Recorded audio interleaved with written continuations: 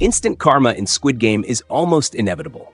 In a death game full of cocky, arrogant, and high-profile characters, it almost feels like every elimination was deserved because of something terrible that the players had done earlier. In today's video, we're going to dive into the most shocking and satisfying examples of instant karma deaths in Squid Game. These are the moments where bad decisions, betrayals, and cruelty came back full circle. So before we begin, don't forget to like this video, subscribe to the channel, and comment down below if there are any other instant karma deaths you think we missed. And as always, make sure you stick around until the very end, because this one is going to be good. The shaman had a cult-like following that believed she could lead them to the exit during hide-and-seek. Claiming that spirits were guiding her every step, she quickly lost credibility when one of her own followers called her out after they ended up right back where they started. In an attempt to prove herself, she took a different path and stumbled upon a door. But unfortunately, it led them straight to Namgyu and Myungi. As her followers were slaughtered, the shaman abandoned them without hesitation, caring little for the deaths that were caused by her false promises. Eventually, she reached the exit and realized she needed more keys to unlock it. Fate seemed to favor her when she found Player 100, who had the remaining keys. Pretending she was still being guided by spirits, she led him toward the exit, when in reality, she was following markings she herself had drawn on the walls. Player 100 attempted to open the door with only one key, but after the shaman insulted him, she revealed the correct method and successfully unlocked the exit. Just as she began celebrating her victory, Player 100 shoved her back into the maze and locked her out. Wandering aimlessly, she came face to face with Minsu, who was in a drug-induced hallucination, and mistook her for Namgyu. He stabbed her to death on the spot. The shaman had abandoned her followers, deceived others for her own gain, and mocked those around her. But in the end, karma was watching far closer than any of her supposed spirits. Player 100 himself was no saint either. Throughout seasons 2 and 3, he was a total menace. With one of the largest debts of any player, he constantly pressured others to vote O and berated main characters like Gi-hun and Daeho. His arrogance made him one of the most unlikable players in the entire series. Yet somehow, thanks to his manipulative tactics, he survived all the way to the final game. But karma was waiting. During Squid Game, he betrayed his alliance, even assaulting one of his own teammates and offering him up as a free elimination just to save himself. None of his schemes worked, and he quickly realized that Myungi had no intention of letting him live. Player 100 begged for his life, but Player 333 shoved him off the platform with a metal pole. He plummeted to the ground, his body smashed and broken, his spine ripped out, his final pose ironically resembling a mermaid. The cruel twist? His death had already been predicted by the shaman back in hide-and-seek, the very player he had betrayed and locked away. Her curse carried on, and Player 100 met the exact fate she foresaw. Then there's Player 101, better known as Deoxu from Season 1. From the very beginning, he was portrayed as a villain, a selfish, ruthless gangster who only looked out for himself.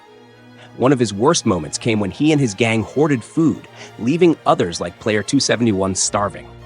When Player 271 tried to take bottled water from him, Deoxu responded by brutally beating him to death, showing no remorse whatsoever. Later, during the glass stepping stones, Deoxu found himself at the front of the line but refused to move forward, knowing it was too risky. His cowardice meant that everyone behind him was trapped, doomed to die if he didn't advance. Player 212 confronted him, mocking him as a coward with a fun-size hot dog. This was especially brutal because Deoxu had earlier promised to stay by her side, only to later abandon and reject her. In the end, she delivered the ultimate revenge, grabbing Deoxu in a tight embrace and leaping off the bridge together, taking him down with her. He had spent the whole game using people and discarding them. But in the end, one of the people he betrayed was the one who sealed his fate.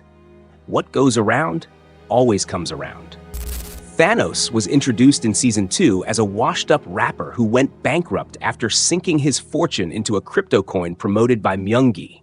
To escape reality, he drowned himself in drugs, often losing sight of the danger and severity of the games.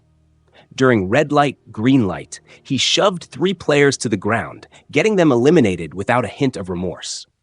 His temper constantly boiled over, especially toward Myungji, whom he threatened and even punched in the middle of the dormitory before player 001 had to intervene. This reckless behavior earned him his first taste of instant karma when the frontman himself nearly choked him to death as punishment. But his ultimate downfall came later, when he confronted Minsu for voting X. Myungji stepped in to defend Minsu, sparking a brutal bathroom brawl. There, Thanos finally received his fatal karma, stabbed in the neck with a fork, marking the end of his chaotic rampage. Finally, we have Namgyu, who was introduced in Season 2 as one of Thanos' sidekicks before spiraling into complete madness. Fueled by Thanos' drugs, he became more violent, bullying his teammate Minsu and even killing Seimi, the only person who genuinely cared for him. By Season 3, he had completely lost control, going on a killing spree with Myungi during hide-and-seek. But karma caught up when he dropped his most prized possession, Thanos' necklace, right next to one of his kills. Minsu discovered it, realizing the necklace contained the drugs Namgyu so desperately relied on. As the withdrawals hit, Namgyu grew weaker and weaker, even voting X at one point to stop the games. What he didn't know was that Minsu had secretly taken possession of the necklace. During jump rope, Minsu taunted him with it, tossing it onto the platform. Namgyu lunged for it in desperation, only to discover it was empty. He had been tricked by the very man he had bullied and tormented for 2 whole seasons. In that moment, karma dealt its final blow. A violent strike from a metal rope sent Namgyu tumbling to his death. The man who thrived on power and control died powerless and humiliated. And that's the beauty of Squid Game. It doesn't matter how powerful, manipulative, or ruthless a player may be, karma is always lurking in the shadows. From the shaman deceiving her followers only to be betrayed herself, to player 100's arrogance, leading him straight to the death. The shaman predicted, to Deoxu's cowardice finally catching up with him, and finally Namgyu being crushed by the very weakness he mocked in others. Every single one of them paid the price. Squid Game reminds us that in a world built on betrayal, greed, and selfishness, justice always finds a way. Thank you so much for watching.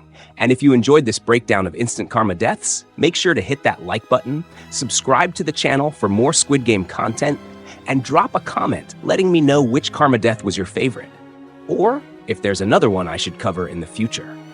Your support helps the channel grow, and I can't wait to bring you even more deep dives into the twisted, unforgettable world of Squid Game.